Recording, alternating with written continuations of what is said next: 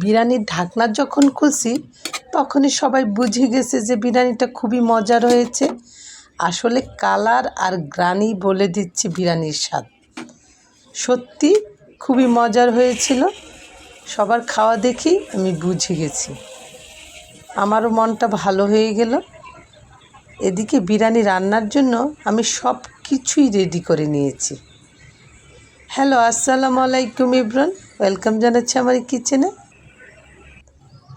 একটা পাতিল বসিয়ে তাতে পেঁয়াজ কুচিগুলি দিয়ে দিলাম, গরম মশলা দিয়ে দিয়েছি।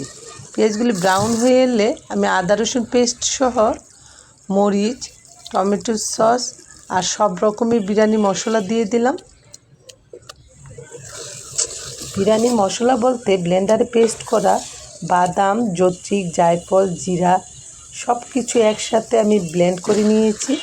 কিনা মশলাটা আমি ব্যবহার করি না, বাসায় তৈরি করে দেওয়ারই চেষ্টা করি।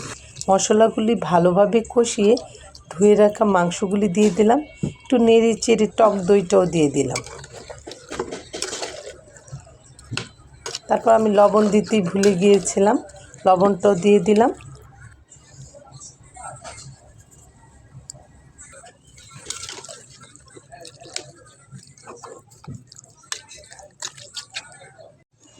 আজকের রান্নাটা আমি প্রেশার কুকারই করে নেব। মশলাগুলো সব মেশানো হয়ে গেছে, এই পর্যায়ে প্রেশার কুকারে ঢেলে দিলাম। তারপর চুলা আঁচটা বাড়িয়ে দিয়ে প্রেশার কুকারের ঢাকনাটা লাগিয়ে দিলাম।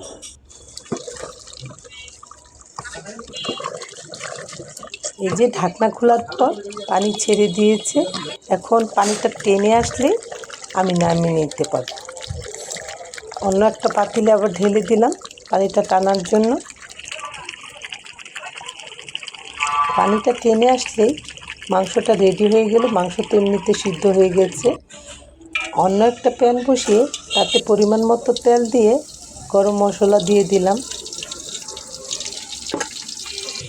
পেঁয়াজও দিয়ে দিয়েছি। পেঁয়াজগুলো আসলে না দিলে হতো, বিরিয়ানির মশলা এই মাংসটা কষিয়ে নেওয়া যেত। পরিমাণ করে লবণও দিয়ে দিলাম, নেড়ে চেড়ে চালটা একটু ভেজে নিচ্ছি। এখানে চালের 1.5 গুণ পরিমাণ আমি পানি দিয়ে দিয়েছি। তারপর কিশমিশ যা যা লাগে অল্প একটু টেস্টিং সল্টও দিয়েছি, কাঁচামরিচ দিয়েছি। রান্না করা মাংসটাও ঢেলে দিলাম।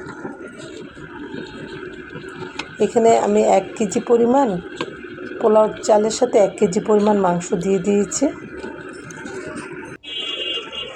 মাংস রান্না করে নিয়েছি 2 কেজি, 1 কেজি পরিমাণ আমি রেখে দিয়েছি উঠিয়ে। লিকুইড দুধ যেহেতু দেওয়া হয়েছে, পানির পরিমাণটা ওইভাবে মিল করে একটু কমিয়ে দিয়েছি।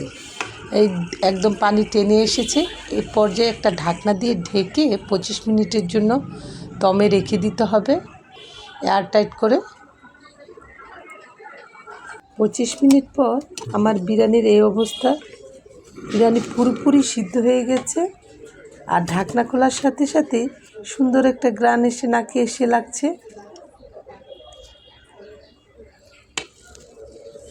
এখন নেড়ে চেড়ে একটু উল্টে পাল্টে দিব। এই যে হয়ে গেল আমার মজার একটা বিরিয়ানি। ঘ্রাণ যখন নাকে এসে লেগেছে, এখন তার দেরি করা যাবে না, সবাই খেতে বসে গেছে। গরম গরমই বেড়ে দিব, খেয়ে নেবে। ভালো থাকবেন সবাই।